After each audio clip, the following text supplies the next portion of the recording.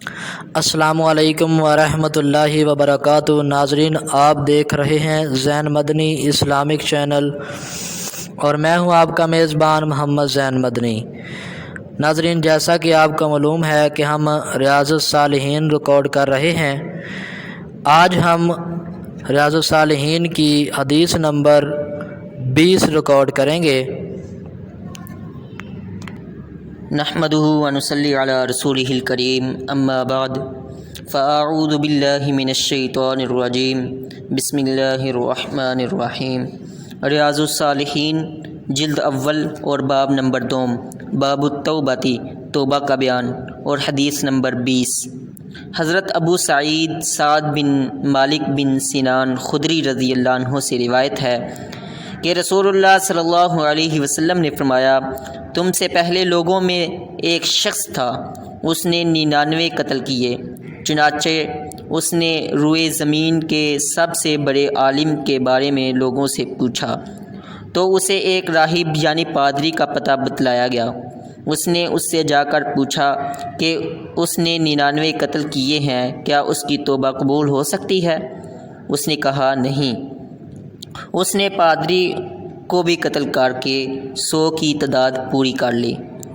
اس نے پھر پوچھا کہ مجھے سب سے بڑا عالم بتلاؤ۔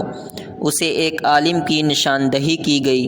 اس نے اس سے جا کر کے پوچھا کہ اس نے 100 قتل کیے ہیں، کیا اس کی توبہ قبول ہو سکتی ہے؟ اس عالم نے کہا ہاں۔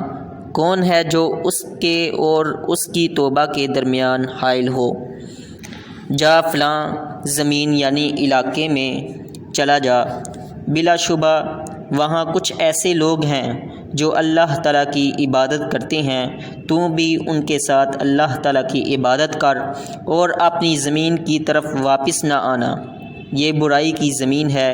چنانچہ اس نے نیکوں کی اس بستی کی طرف سفر شروع کر دیا۔ ابھی اس نے آدھا ہی راستہ طے کیا تھا کہ اسے موت آ گئی۔ اس کی روح کو لینے کے لیے رحمت کے فرشتے اور عذاب کے فرشتے دونوں ہی آ گئے اور ان کے مابین جھگڑا شروع ہو گیا۔ ملائکہ رحمت نے کہا، وہ تائب ہو کر اور دل کی پوری توجہ اللہ تعالیٰ کی طرف کر کے آ رہا تھا۔ عذاب کے فرشتے بولے، اس نے کبھی بلائی کا کام نہیں کیا، اس لیے وہ عذاب کا مستحق ہے۔ ان فرشتوں کے مابین یہ جھگڑا جاری ہی تھا کہ ایک فرشتہ آدمی کی شکل میں آیا اور اسے انہوں نے اپنا حکم بنا لیا، اور حکم بنا لینے کے بعد جب اس نے فیصلہ دیا کہ دونوں زمینوں کے مابین مسافت کو ناپو، یعنی جس علاقے سے وہ آیا تھا وہاں سے یہاں تک کا فاصلہ اور یہاں سے نیکوں کے علاقے کا فاصلہ، دونوں کی پیمائش کرو۔ ان دونوں میں سے وہ جس کے زیادہ قریب ہو وہی اس کا حکم ہوگا۔ چنانچہ انہوں نے پیمائش کی تو انہوں نے اس زمین کو زیادہ قریب پایا جس کی طرف وہ ارادہ کیے جا رہا تھا۔ چنانچہ اسے رحمت کے فرشتوں نے اپنے قبضے میں لے لیا۔ اور صحیح مسلم کی ایک اور روایت میں اسی طرح ہے کہ پیمائش میں وہ نیکوں کی بستی کی طرف ایک بالشت زیادہ قریب نکلا، چنانچہ اسے اس بستی کے نیک لوگوں میں سے کر دیا گیا۔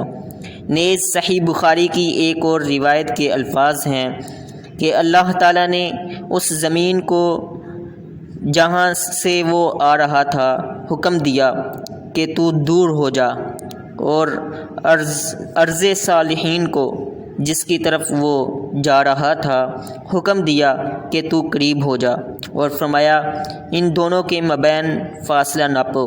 جب انہوں نے ناپا تو ارض صالحین کی طرف اسے ایک بالشت زیادہ قریب پایا، چنانچہ اسے بخش دیا گیا۔ اور ایک اور روایت میں ہے وہ اپنے سینے کے سہارے بطور کرامت سرک کر پہلی زمین سے دور ہو کر تھوڑا سا دوسری طرف ہو گیا۔ حافظ صلاح الدین یوسف صاحب اس حدیث کے فوائد و مسائل اخذ کرتے ہوئے پہلا مسئلہ یہ تحریر کرتے ہیں کہ اس سے معلوم ہوا کہ گناہ گار ترین شخص کے لیے بھی توبہ کا دروازہ کھلا ہے، اور اللہ تعالیٰ ہر ایک کی توبہ قبول فرماتا ہے بشرطے کہ توبہ خالص ہو۔